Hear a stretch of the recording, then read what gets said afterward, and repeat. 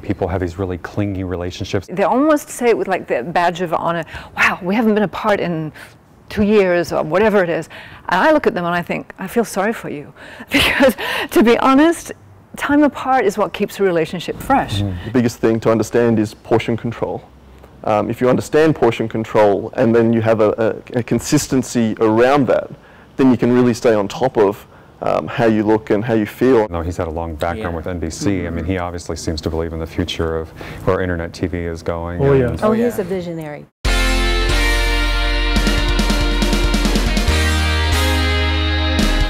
Today, Angela Paul tells you how to keep the spice in your relationship. And later in the show, fitness pro Andre Davids from Australia tells you how to make fitness a way of life. And then, as television and the internet continue to merge, we hear from a family who are part of the new Television On Demand HD website owned by Kelsey Grammar. But up first, relationship expert Angela Paul. Pleasure to have you here today, Angela. My pleasure. Looking forward to our conversation. Well, and I like the fact that you're not just an expert who talks about this, you actually have lived it. You've been married for 30 years, I'll say up front. I have been married for 30 years, yes. It's quite an accomplishment, I must say. Especially in this town. Especially in this town and in the business, because my husband's in the entertainment business. So, I mean, I think we get extra credit for that one. You do, indeed.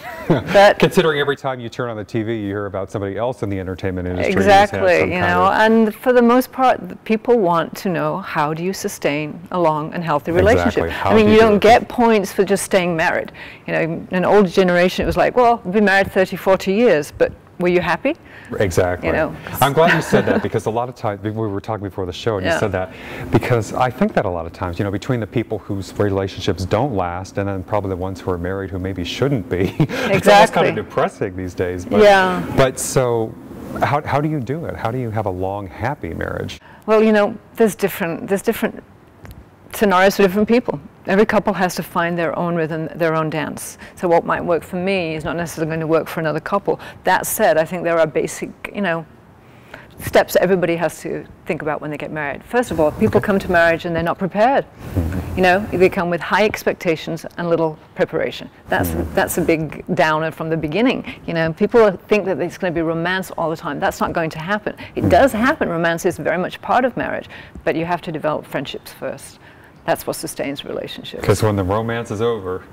Yeah, well, if you don't have something that's going to, you know, anchor you together when the ups and downs of life come, which is inevitable. I mean, life is full of challenges, ups and downs, and marriage is part of that too. But if you have a deep friendship, you will ride those ups and downs, and that friendship will bond you when things are very challenging, and that's what people need to keep going back to. A lot of people don't have that.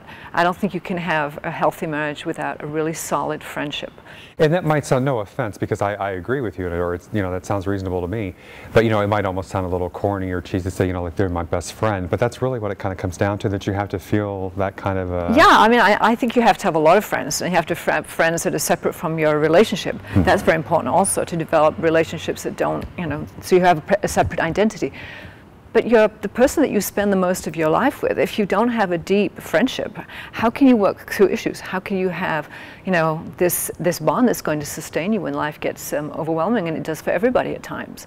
Now, when you say friends, does that mean you have to know them a long time before you get married, or not? Why? No. I mean, you can have old friends, new friends, and I think it's important for both partners to have, you know, other relationships. I'm not talking about love relationships. I'm talking about friendships, things that you do on your own. I think that keeps marriage healthy, is when you have, you know, people and other friends that you can enjoy.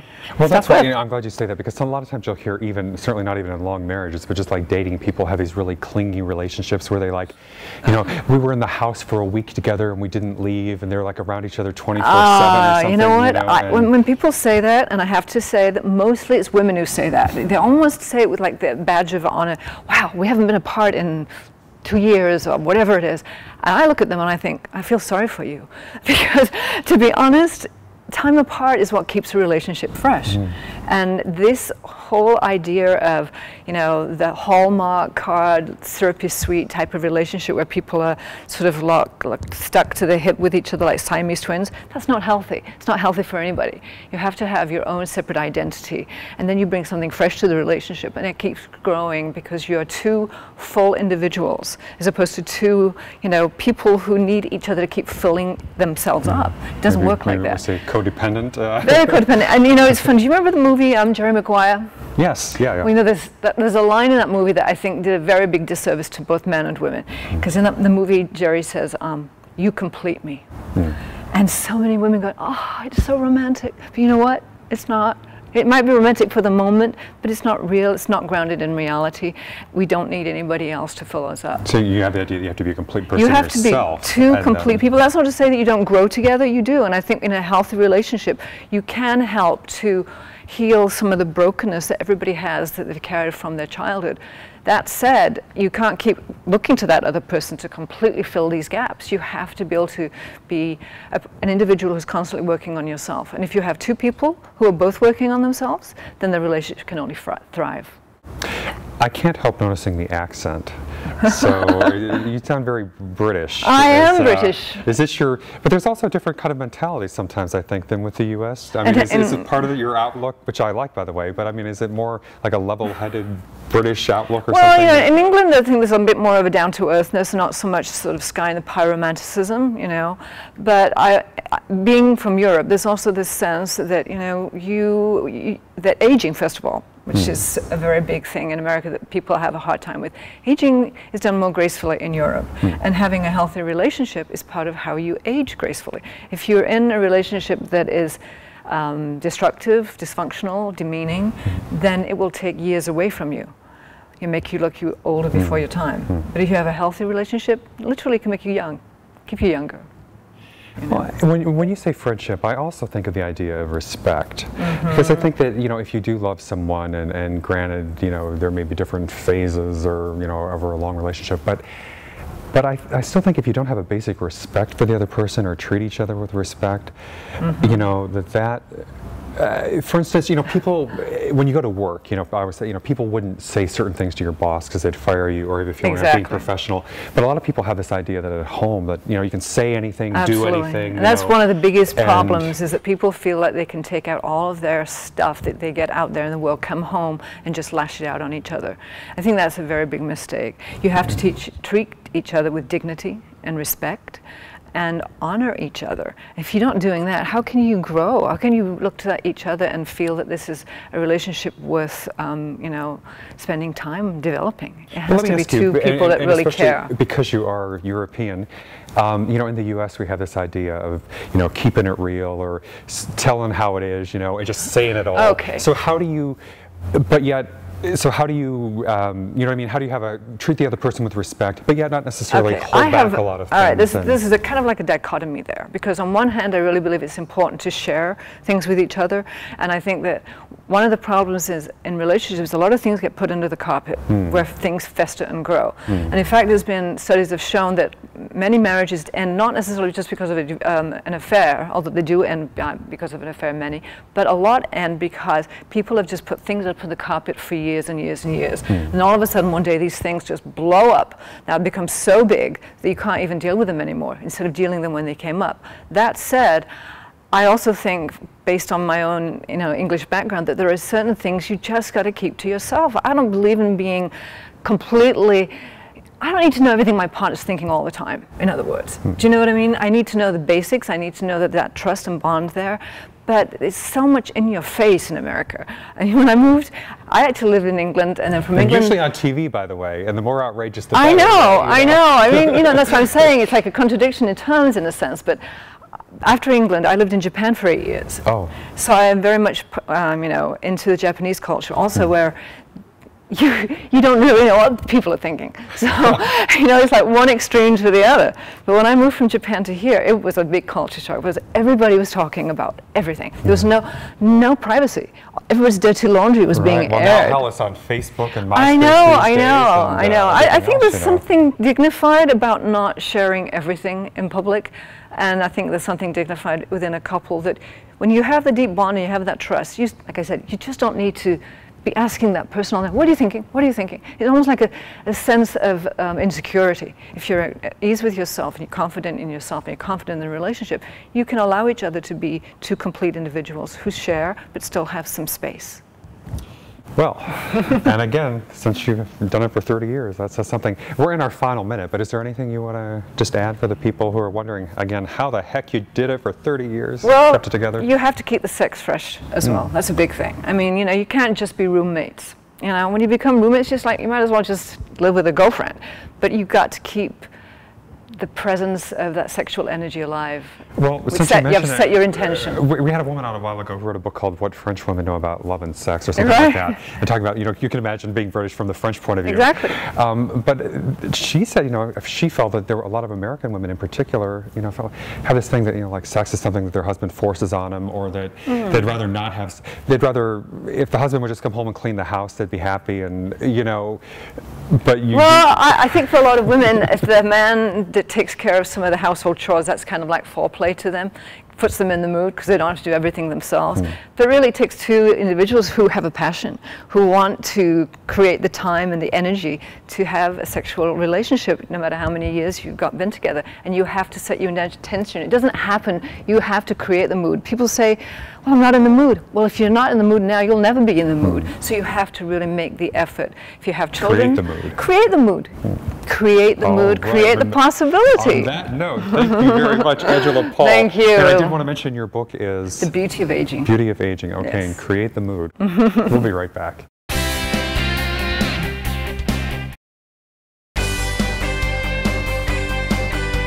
And we are back. Joining me now is Andre Davis, fitness pro from Australia. Great to have you here. Great to be here, Greg. Thank you. So you're in town for the FMI competition, or what's this all about? It's a sports fitness modeling conference, but it's a little bit more than that now. It's really looking to show fitness enthusiasts how they can actually create income through multiple streams, not just through modeling, through utilizing blogging, utilizing sport endorsements, sponsorships, a whole array of different areas, acting, whole number of different areas. Monetize it, as we say. Absolutely. You need to diversify in this day and age. That's right. Okay, and I hear you have a challenge for some of the WBFF people. We've had Obi and Rob Riches on the show who won that competition the past 2 years. That's correct. My focus now for 2011 is to compete in the WBFF World Titles, and so I'm working towards that. I'll compete in one of the preliminary competitions in the lead up to that to qualify for my pro card. And then Toronto, September of next year, I'll be there on stage with both Obi and Rob and many others to put Australia on the map. So you heard it there, guys. Absolutely. Actually, you know at least Rob a bit, right? I do. Actually, Rob picked me up from the airport when I arrived on Saturday, and we spent the day. We went and had a workout at Gold's Gym Venice.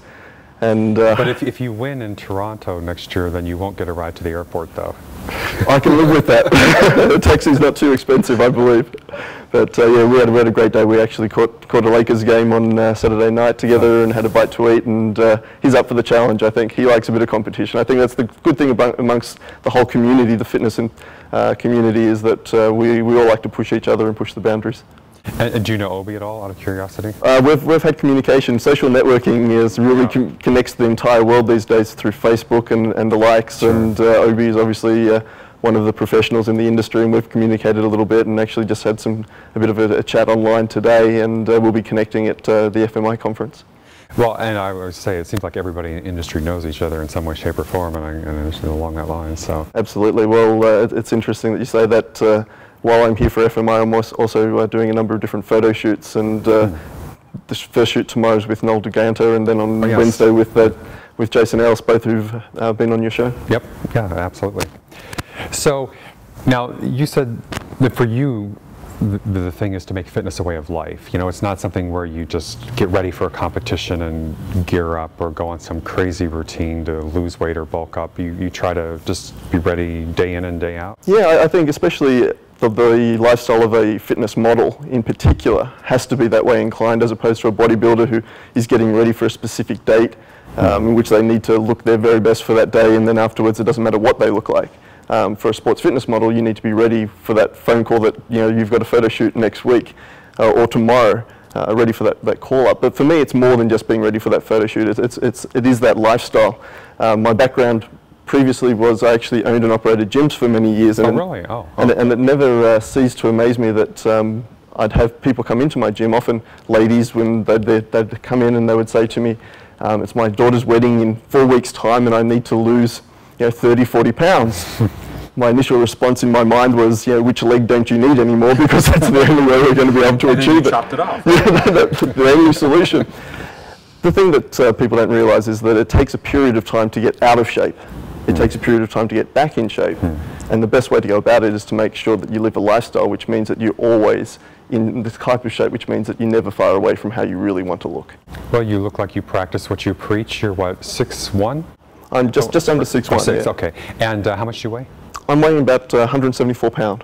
Okay, and any idea what percentage body fat it is? Looks like your veins are really popping. I'm about 3%. 3%, wow. Now, Obi told me once he had gotten down to that, like 2 or 3%, but that's about the minimum you can go, yeah, right? You can't drop too much more than this. Really, at this stage now, I'm sort of top end 2, bottom end 3% now.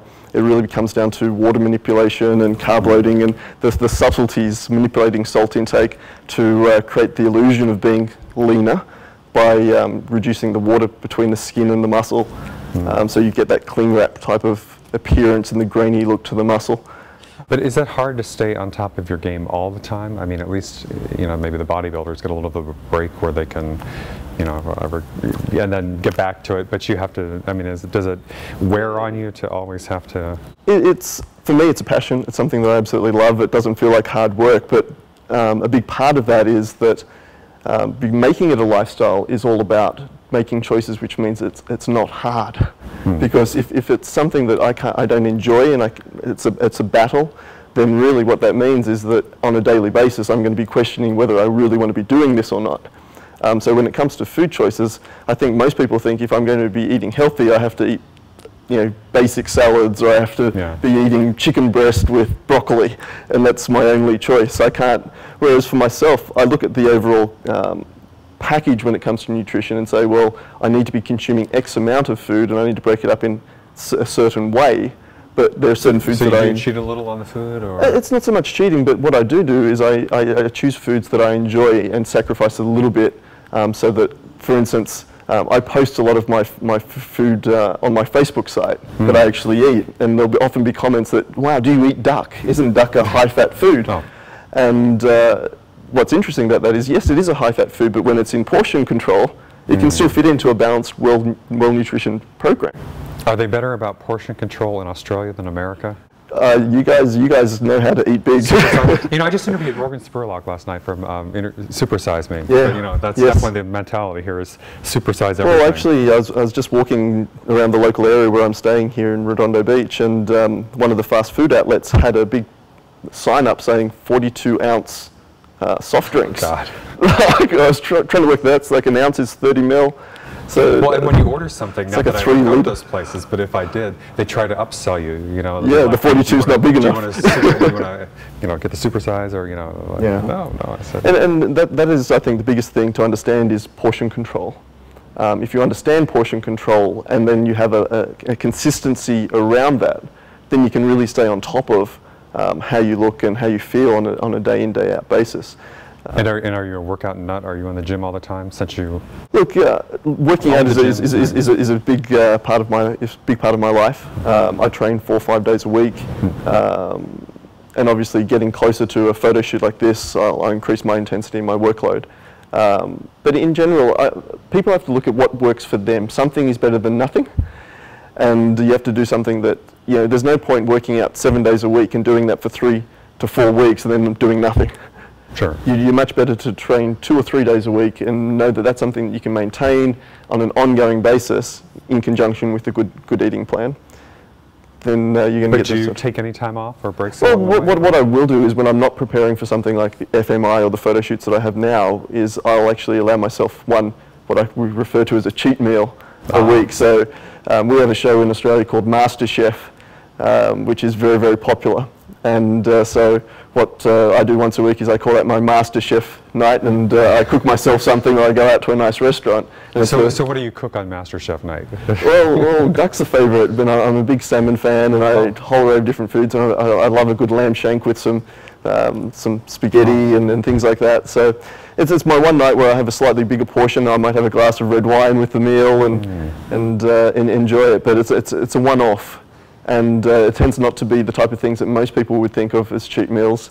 in the fast food, it's more a larger sized portion. You know, since you mentioned a lot of this very meat-based, you know, and which I realize for the protein, but are there any fitness models or bodybuilders who are vegans? I mean, can you do that? I'm sure there are. I'm sure there are, and it can be done. You know, vegetarians and things, as long as you're very aware of how you can get the adequate protein that your body requires from the different sources, whether soy products and a whole array of different things, nuts and.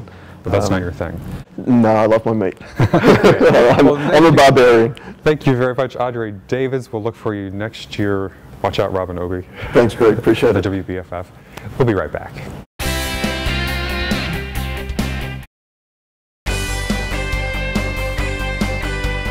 And we are back. Joining me now is the Paegel family. Great to meet you guys. Hey, how you doing? Tom, nice to meet you. I'm Tom.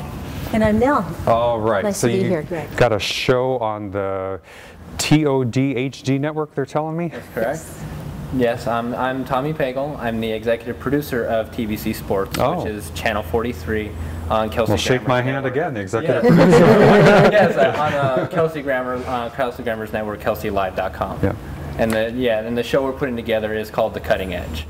And now this is something that Kelsey started himself, right? The network. That's correct. And it's mostly celebrity-based, I think, a lot of it, right? Yeah, it's mostly celebrity-based, but we're actually one of the few non-celebrities that Kelsey, he saw what we were doing, really liked what we were doing, and he gave us a channel on our network, so we're really excited about it. And you're going to have a variety of programs, I understand? There's going to be, what, like a talk component, and then... That's correct. I'm going to be one of the co-hosts on our show called The Cutting Edge, and our purpose is to bring cutting-edge programming to Americans who need to know really good information. So we're covering a lot of topics. The concept is really simple. What do people need to know about, and how can we help them find it out? So it's going to be a little bit interactive too. They'll be able to give us input on things that they want to learn about. But so far in our programming, without giving away too much of our details, we've got great sports programming like the World Series of Golf and, and other fun things. And we're all about having fun too, and educationally. We've got Paul Dietrich. He's an expert in the financial world. He does things like advise the World Bank, the Republic of China, small things like that. No, wait, he didn't cause the economic crisis. No. He's really big in the industry. Yeah, and his company actually has done a great job in helping the families that he works with to overcome the economic crisis that we've been in. So that's just some of what we do. Now, are you both hosts, or who's on camera? Oh, we're all going to be hosts. Well, my mom's going to be hosting with a colleague of hers, and my dad's going to be hosting a show. Why don't you tell them about yourself a little bit? Oh, my thing is music, what have you, and entertainment. As a reporter with the LA Times in a former lifetime, I covered a lot of things like that. Everything from The Doors on through John Wayne, Bob Hope. Hung out with all those folks.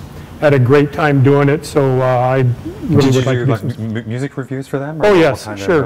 Back in the '60s, you know, and back in the day. Sunset Strip, you know, Riot on the Sunset Strip, that kind of stuff. You know, I was right there. You were causing the riot on. Oh yeah, I was right there. You bet, yeah. Oh, so you already know all about it. But he tells you not to do what he did, right? Yes, he's like, I am not the example, but go have fun, enjoy. Yeah, go have fun. Yeah. We kind of have a philosophy that, and I think you might agree that life is the ultimate sport. And what we want to do is bring a wide variety of programming and shows to help people really get their game on and do it to the best of their ability. And that's what we're about. The purpose of The Cutting Edge is to bring the new stuff to mainstream. And just like we would love to have you on our show. I would love to do it. It's really exciting. Wow. It's really great. Cool. Yeah. That's great. We're looking forward to 100% on board. Now you are cutting edge. That's right. And you're also the athlete, though. I am the athlete. I've played hockey for 12 years, and I played for Cal State Long Beach. And I'm a sports fanatic, so this just really drove me to it. And I'm bringing sports content on here, but my folks bring something completely different that I never even thought of that the public needs to know about. So we're really doing everything. And what do you want to do on the sports side? What I want to do on the sports side is I want to help general America get better at sports and get better trained, because we have a health crisis in America. Everybody knows about it, and the first step is to get physically in fit, and that's what I love to do. I like to get people physically fit with my strength and conditioning coaches. Oh, okay. Yeah. But no, you're not a trainer yourself. No, I'm not a trainer myself, okay. but I'm an avid. I love it. I love it. Okay. And now you are the attorney. Yes, I am. And I'm president of the network, so I get to do so a lot of things. Producer and the president and the brain and the we're all the brains. We're all the brains. Right. We think we have a good blend of what's important to America. Obviously, I think from the feminine perspective, I bring that to the show. You're a little bit outnumbered, though. I bring the youth. My dad brings the wisdom. That's pretty. Okay. Yeah. I see. We got all perspectives here. Yeah. That's true. So what we're all about is actually helping people. We want people to be better than they are right now, and if we can figure out how to help that happen, that's what we're about. Well, and the network itself is interesting because this is really what more of a, well, television on demand, I guess is what they call it, but kind of, well, I'm one of those people who thinks that TV and the internet are merging anyway over time. I would have to agree with you. Yeah. Yes. Yeah, I agree. People are getting more and more into watching things on the internet as opposed to television because it's number one, cheaper, and number two, it's faster. If I want to watch something, I just have to find it. As whereas TV, you have to wait for it to come on. Yep. So television on demand is exactly the way of the future. I think Comcast is pushing that big, by the way, too, their video on demand. Yeah, and I know Google TV is planning something too. So everything is going towards this avenue. And of course, it's cutting edge technology. So. Exactly. And the network that we have is based on social networking. So we people who tune in, watch us and stuff, they can interact with us. Yeah. We want to hear from people, find out what they want to know about. We will do our best to help them, give them that programming that will answer their questions and help improve our planet. That's basically what we want to do. And now I understand too, there's like a live stream component to this. You may do some things that Absolutely. are, Yeah. because you hear more about that these days. Like if there's big events that are going on that people want to have filmed, it could be live streamed and people can tune in right from their home or their iPhone even now. It's that crazy. Yeah. So. Film it and broadcast it on the iPhone. Oh yeah, Watch it too. yeah, Exactly. yeah. Exactly. The sky's the limit, pretty much. And now, is this already live, or when does it go live? And It's already live, and we're up and running. Yeah. Okay. It's KelseyLive.com. We are TBC Sports TV.com, channel 43 on Kelsey's network. Yeah. And I was reading some of his comments online because I think, you know, even though he's had a long background with NBC, I mean, he obviously seems to believe in the future of where internet TV is going. Oh, and, yes. Oh, yeah. Oh, he's a visionary, and so he's a great model for those of us who are channel owners, and to bring people like you onto the show is a great honor. Love it. We're really looking forward to that. Yeah, right. All right. Well, I will say then that's all for this time, but we'll pick it up on your show next time. So thank you very much for being here, Tommy. forward to It was a real pleasure. Hey, pleasure. Thank you so much. sir. Thanks And a lot. Nell, I Nell. did say it right this time. Yes, you did. Thanks everybody for watching. We'll see you next time.